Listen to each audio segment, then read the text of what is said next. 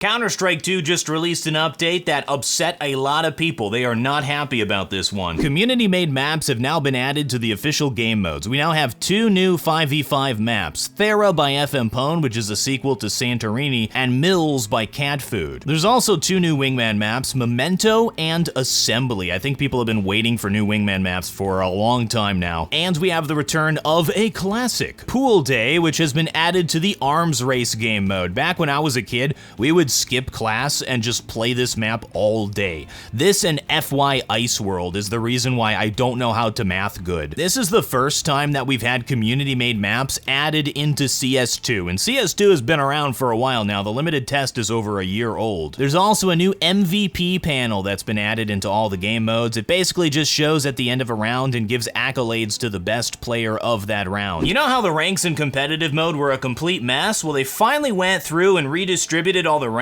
so that the top you could possibly get after 300 games of Mirage is not Gold Nova 2. And to get your rank, you only have to win 2 matches now on the map instead of 10. I would say going into the code and changing that 10 into a 2 was a really good update. I think that ranks should be weighted both by your performance on the map and by a global performance. The idea that someone could be global elite on Mirage, go over to play Office for the first time and play against Silvers is insane. Funny, but insane. There's a bunch of minor changes to the video settings menu. We also have a new settings recommendation pop up to help players set up their video settings. And interestingly, in the patch notes, Valve recommends turning on G-Sync, V-Sync, and Nvidia Reflex at the same time. Normally when I install a new game, the first thing I do is go into the options settings and disable V-Sync because it adds a bunch of system latency, and that's like the worst thing for any competitive Twitch shooter, anything where I need fast reactions to what's happening on the screen. If we look at Valve's own FAQ, it goes into a lot more detail. They say that the input latency added by V-Sync can be eliminated if you also enable Nvidia G-Sync and Nvidia Reflex. So they say you gotta turn all 3 of them on. Which sounds like a great time to talk about the sponsor for today's video, Nvidia Reflex. Counter-Strike 2 requires a beefier rig than Global Offensive. It's more GPU intensive. If your CPU gets ahead of your GPU, it fills up a render queue. This is what causes the extra system latency. It adds extra lag between what is happening on your screen and what is actually happening in the game. What Nvidia Reflex does is better sync the CPU and the GPU so that the CPU is not running ahead of the GPU and the render queue doesn't fill up, so we remove that system latency. If you have a compatible Nvidia graphics card and the most up-to-date drivers, you can simply head to Settings, Video, Advanced Settings, and set Nvidia Reflex to Enabled. It's that simple. Or just use the search bar and type Reflex. Now you're probably wondering what this plus boost thing is. Enabled plus boost further reduces your system latency at the cost of frame rate. But I think it's worth it, especially if your frame rate is staying consistently above or around your monitor refresh rate. Reflex works on graphics cards going back to the 900 series, so if you are a 1080 Ti enjoyer, you're good to go. Thank you to Nvidia for sponsoring. To learn more, click the link in the description. Don't worry, there's nothing in here.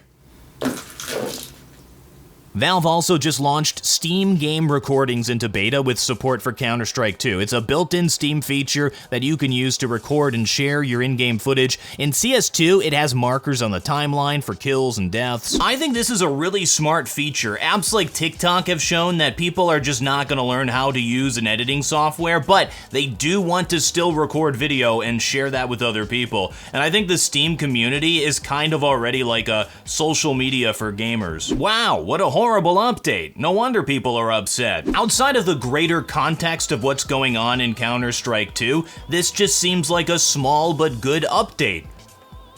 So what the heck is going on?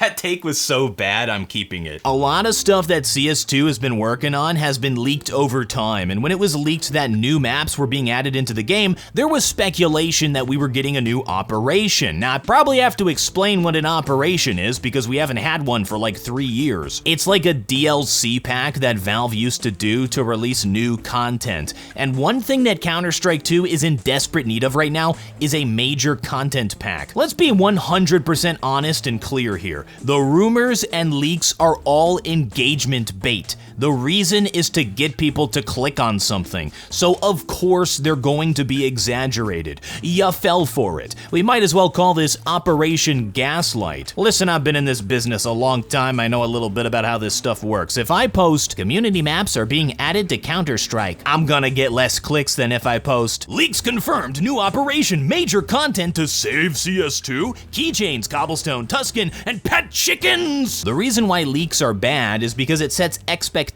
based on unfinished ideas. These are works in progress. They may not even be implemented at all, or they may not be implemented in the way that you see them when they're leaked. I think the best example I can think of is the GTA leaks, because they look like trash. And that's because the game's still in development, and a lot of stuff can change. That's not a playable demo. It's only meant for the developers to develop the game. People don't know how games are made, and really, they shouldn't have to know how games are made. But that's why leaks are bad. Some guy looks at it and goes, hey, how come the buildings ain't got no textures on them? Wow, this looks like a PS2 game. Expectations were high. Counter-Strike players finally thought we were getting our big damn update that would save CS2 and revitalize the game. Listen, I fell for it too. I was waiting for a big update. I was super excited, and then... oh, hey, pool day. What I think the core of the problem is, the seed of discontent that led to this blow up at a small but good update, is the slow development of CS2. It's been over a year since the limited test started, which really wouldn't have been that big of a deal at all if they didn't Thanos snap Global Offensive. Valve took a game that people played every day and deleted it. It's like we had a full game and now we just have an early access game. Also, historically, this is what happens when Valve abandons developing a project. They just release community-made stuff every once in a while. TF2. Left 4 Dead. I'm still waiting for my community content for Artifact 2. I think the best thing for Valve to do is to communicate their expectations, at least in terms of big idea direction, not a roadmap or any of that crap. What I think is going on is that they're taking the first year of development to work on the core game, the stuff behind the scenes that you don't really see, so that they will be able to more quickly respond to any issues that pop up, as well as continue to push new content